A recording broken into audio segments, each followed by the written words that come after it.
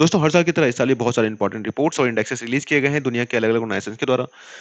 देखिए ये जो इंडेक्सेस हैं ये किसी देश का अलग अलग एस्पेक्ट्स में वर्ल्ड में क्या पोजीशन वो होल्ड करते हैं या रैंकिंग होल्ड करते हैं ये बताती है। तो आज की हमारी पहली रैंकिंग है वर्ल्ड प्रेस फ्रीडम इंडेक्स की। इसमें भारत की रैंकिंग है 161। इसमें टोटल 180 कंट्रीज को शामिल किया गया था। 2022 की बात करें तो उसमें भारत की रैंकिंग 150 थी, यानी कि लगभग 11 पॉइंट की भारत की रैंकिंग में गिरावट आई है। ठीक है, तो ये रैंकिंग याद रखनी है आपको। पहले रैंक की बात करें तो नॉर्वे में पहले स्थान पे है। और जो मेंस की तैयारी कर रहे हैं तो उनके लिए भारत के पड़ोसी देशों की रैंकिंग भी इंपॉर्टेंट हो जाती है, ताकि वो मेंस के आंसर राइटिंग में अपने कॉम्पिटिटिव एनालिसिस को शो कर सकते हैं। तो पाकिस्तान की रैंकिंग देख लीजिए, सरप्राइजिंगली 150 है, भारत से ऊपर रैंकिंग है इसकी। श्रीलंका 135 पोजीशन पे है, भूटान 90th और चाइना 179 पोजीशन पे है। ठीक है, बाकी जो पीटी की तैयारी कर रहे हैं उनके लिए सिर्फ ये रैंकिंग इंपॉर्टेंट है कि भारत की रैंकिंग क्या है। ठीक है, ये जो रिपोर्ट रिलीज की जाती है, इंडेक्स रिलीज की जाती है, वर्ल्ड प्रेस, ये रिपोर्टर्स विदाउट बॉर्डर के द्वारा की जाती है। इसमें ये जो रैंकिंग है ये यूनेस्को और यूएन यूनाइटेड नेशंस दोनों के ही कंसल्टेशन के बाद ही ये रैंकिंग को रिलीज की जाती है। बहरहाल आपके लिए इंपॉर्टेंट है, रिपोर्टर्स विदाउट बॉर्डर ये रैंकिंग को रिलीज करती है। इसका जो फॉर्मेशन हुआ था, एस्टेब्लिशमेंट हुआ था 1985 में हुई थी, और इसका मुख्य उद्देश्य रहा है safeguarding the right to freedom of information. ठीक है, पहली बार रिपोर्ट पब्लिश की गई थी 2002 में, और तब से लगातार ये रिपोर्ट पब्लिश होती रही है। इस इंडेक्स में जो कंट्रीज की रैंकिंग है ये इंडिकेट करती है कि कितनी लेवल ऑफ फ्रीडम अवेलेबल है उस देश में एक जर्नलिस्ट को, मीडिया को। ठीक है, ये जो इंडेक्स है मेनली 5 इंडिकेटर्स पे बेस्ड है। पहला है पॉलिटिकल कॉन्टेक्स्ट। पॉलिटिकल कॉन्टेक्स्ट का मतलब ये है कि जो वहाँ की मीडिया है, किसी देश की मीडिया है, वहाँ के पॉलिटिक्स को कितनी ज़्यादा इन्फ्लुएंस करती है। आप इसको ऐसे समझ सकते हैं, सपोज सरकार जो काम करती है कभी-कभी वो गलत नीतियाँ फॉलो करती है, कभी-कभी करप्शन केस उजागर होते हैं, तो वो सारे जो चीज़ें हैं ये जनता तक लाया जाता है वहाँ की मीडिया के द्वारा। तो एक तरह सरकार को जनता के प्रति रिस्पॉन्सिबल बनाने में मीडिया हेल्प प्रोवाइड करती है, इन्फ्लुएंस करती है। लीगल फ्रेमवर्क का मतलब ये है कि जो मीडिया है वहाँ की, उसको फ्रीडम प्रोवाइड करने के लिए वहाँ का जो लीगल सिस्टम है कितना ज़्यादा मजबूत है। इकोनॉमिक कॉन्टेक्स्ट मतलब वहाँ के जर्नलिस्ट कितने ज़्यादा इकोनॉमिकली एम्पावर्ड हैं। सोशो कल्चर कॉन्टेक्स्ट जो है हमारा चौथा ये टर्म है, ये है सोशल कल्चर में। देखो दो तरह के टर्म आते हैं, पहला सोशल और कल्चरल। सोशल में आते हैं कि किसी देश की जो मीडिया है, जर्नलिस्ट है, वहाँ पे उनको उनकी जाति के आधार पे, उनके धर्म के आधार पे, उनके रंग के आधार पे, उनकी इथनिसिटी के आधार पे कितना भेदभाव होता है उनके साथ। कल्चरल का मतलब होता है, देखो किसी समाज में ना कुछ-कुछ चीज़ें जो हैं बिल्कुल सेंसिटिव मुद्दे माने जाते हैं। तो वहाँ की मीडिया को इन मुद्दों पे भी बात करने की कितनी स्वतंत्रता प्राप्त है, ये आते हैं सोशल कल्चरल कॉन्टेक्स्ट के अंतर्गत। ठीक है? सेफ्टी तो आप समझ रहे हो कि मीडिया कितनी ज़्यादा सेफ है किसी देश में, वो सेफ्टी के अंतर्गत आते हैं। तो ये पाँचों इंडिकेटर्स पे बेस्ड होके ये रैंकिंग को फिर फाइनली जारी किया जाता है। ठीक है? अब देखो 3 मई को जो है वर्ल्ड प्रेस फ्रीडम डे मनाया जाता है। ये डे इंपॉर्टेंट है, इसको ध्यान रखना। ठीक है?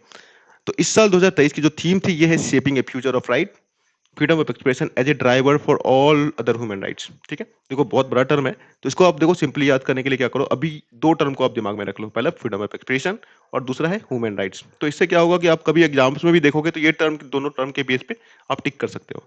बाद में अगर 2-3 बार आप देखोगे तो पूरे के पूरे जो आपको थीम्स है याद हो जाएगी। ठीक है, तो आगे देखते हैं हमारा जो दूसरा रिपोर्ट है वर्ल्ड प्रेस फ्रीडम रिपोर्ट। इसमें जो भारत की रैंकिंग है 126 है। ठीक है, और ये टोटल 136 कंट्रीज के बीच में ये रैंकिंग निकाली गई थी। देखो अब 2022 में जो भारत की रैंकिंग थी वो 136 थी। ठीक है, लेकिन ये जो रैंकिंग थी 136, ये उस वक्त 146 कंट्रीज को इंक्लूड किया गया था, तब ये रैंकिंग आई थी भारत को। और इस बार सिर्फ 136 कंट्रीज को ही लिया गया है पूरे रैंकिंग में। ठीक है, तो पहले जो देखा जाए, पहले नंबर पे फिनलैंड बना हुआ है फर्स्ट नंबर पे। और भारत की जो पड़ोसी देश की रैंकिंग है वो आप देख सकते हैं, चाइना 64 पे है, पाकिस्तान 108 है और बांग्लादेश 94 है। ठीक है, देखो ये जो रिपोर्ट रिलीज की जाती है United nation sustainable development solution network के द्वारा की जाती है, जिसे वो शॉर्ट में बोल सकते हैं यूएनएसडीएन। ये जो ऑर्गेनाइजेशन है ये दो रैंकिंग रिलीज करती है। पहले तो आप इसका नाम देख सकते हैं, सस्टेनेबल डेवलपमेंट सॉल्यूशन नेटवर्क। तो सस्टेनेबल डेवलपमेंट इंडेक्स जो है ये इस ऑर्गेनाइजेशन के द्वारा रिलीज किया जाता है। साथ ही साथ वर्ल्ड हैप्पीनेस रिपोर्ट तो रिलीज करती है। तो दोनों ही याद रखना है आपको, ये दो रिपोर्ट रिलीज करती है। ये जो रैंकिंग है ये मेनली 6 फैक्टर्स पे बेस्ड होता है। पहला सोशल सपोर्ट, यानी कि सामाजिक सहभागिता कितनी है उस देश में। इनकम, यानी इनकम की बात मतलब यहाँ पे पर कैपिटा इनकम की बात हो रही है।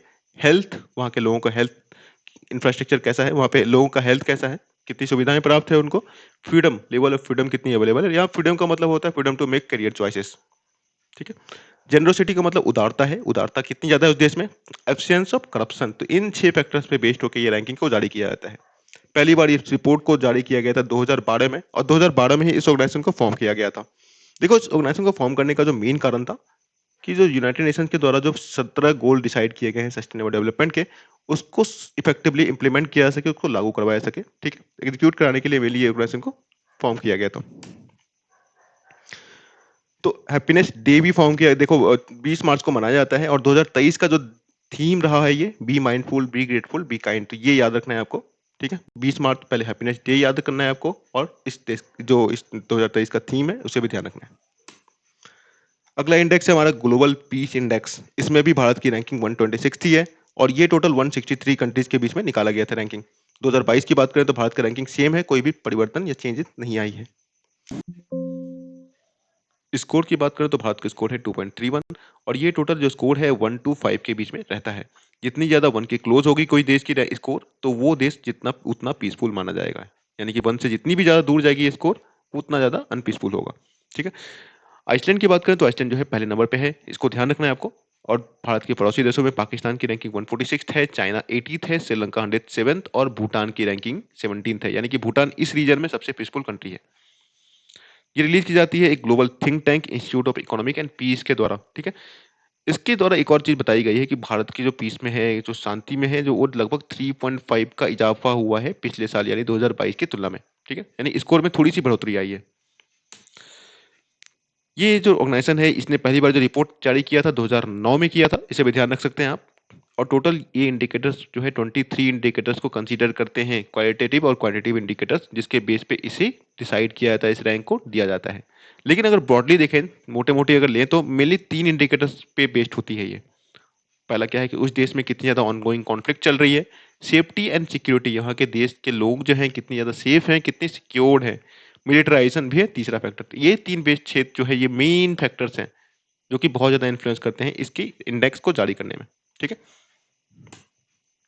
आगे देखें तो हमारा जो अगला इंडेक्स है ग्लोबल जेंडर गैप इंडेक्स, ये बहुत ही इंपॉर्टेंट है क्योंकि उसमें भारत की रैंकिंग 127th है, और इसमें टोटल 146 कंट्रीज को शामिल किया गया था, यानी रैंकिंग भारत की बहुत पीछे है।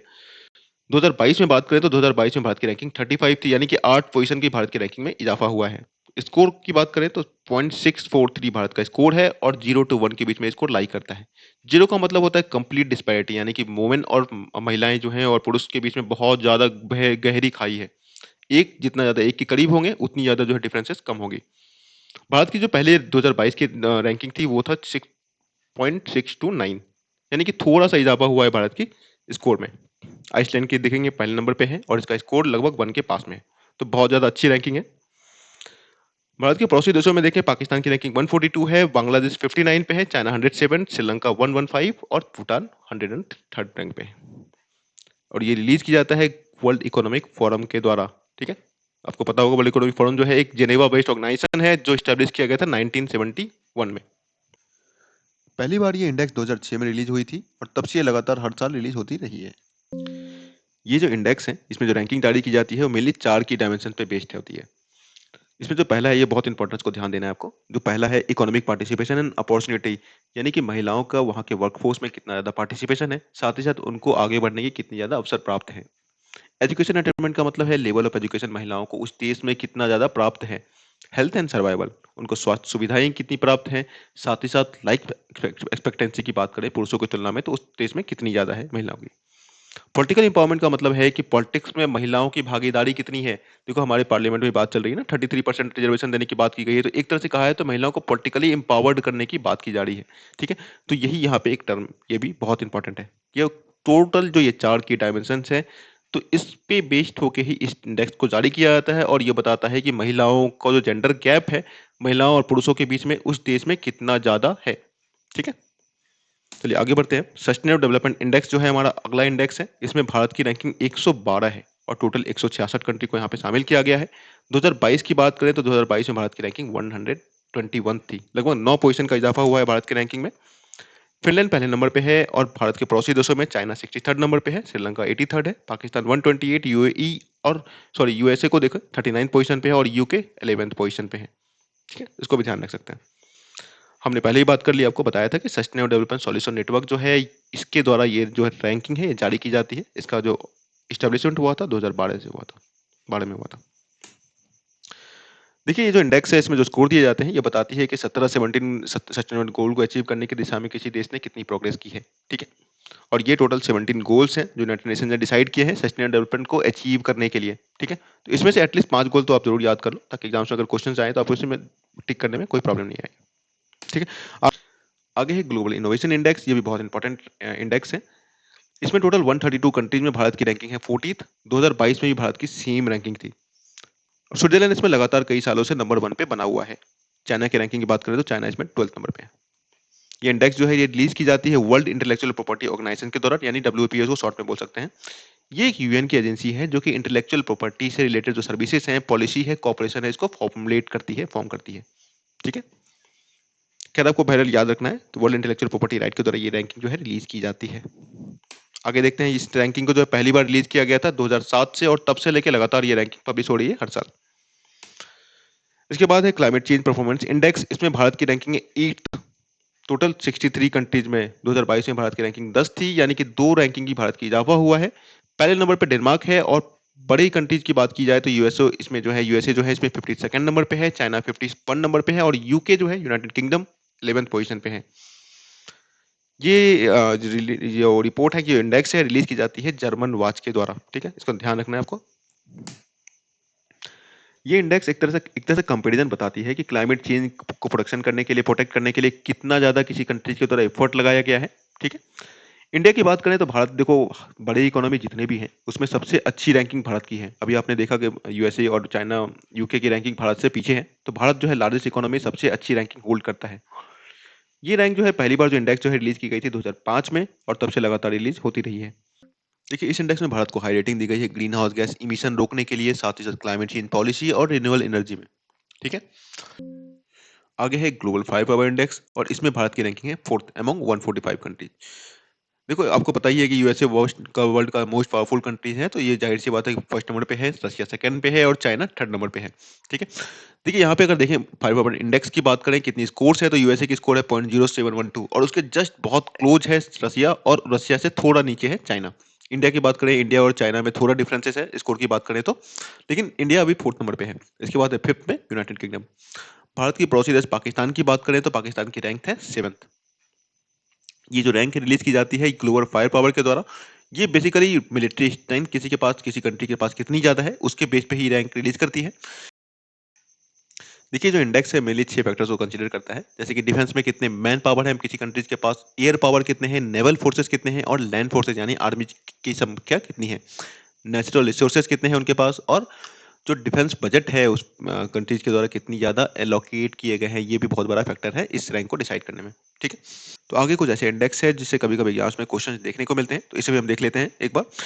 तो पहला इसमें इंडेक्स है हेनले पासपोर्ट इंडेक्स। इसमें भारत की रैंकिंग है 80th अमंग 193 कंट्रीज। पहले नंबर पे है सिंगापुर। कभी कभी इसके क्वेश्चन ऐसे आते हैं कि भारत में कितने countries visa free entry allow करती हैं, तो देखो इसमें टोटल 57 नेशन से 57 कंट्रीज भारत के लोगों को वीजा फ्री एंट्री अलाउ करती है। सिंगापुर की बात करें तो सिंगापुर में टोटल 193 कंट्रीज सिंगापुर के सिटीजन्स को वीजा फ्री एंट्री अलाउ करती है। तो इसलिए सिंगापुर का जो पासपोर्ट है वर्ल्ड का सबसे पावरफुल पासपोर्ट माना जाता है। इसे रिलीज किया जाता है हेनले पार्टनर्स के द्वारा। इकोनॉमिक फ्रीडम इंडेक्स एक ऐसा इंडेक्स है जिसे रिलीज किया था यूएसए के थिंक टैंक हेरिटेज के द्वारा। ठीक है, इसमें भारत की रैंकिंग है 131 अमंग 184 कंट्रीज। सिंगापुर यहाँ पे भी पहले नंबर पे है। गुड गवर्नेंस इंडेक्स ये थोड़ा सा इंपॉर्टेंट हो जाता है, तो उसको ध्यान रखना है। इसे रिलीज किया जाता है चैंडलर इंस्टीट्यूट के द्वारा। इंडिया की रैंकिंग इसमें 57th अमंग 104 कंट्रीज, और यहाँ पे भी सिंगापुर पहले नंबर पे है। तो दोस्तों, ये था इस साल रिलीज हुए इंपॉर्टेंट इंडेक्सेस एंड रिपोर्ट। तो मिलते हैं आपसे किसी नए टॉपिक पे नई वीडियो में, तब तक के लिए जय हिंद।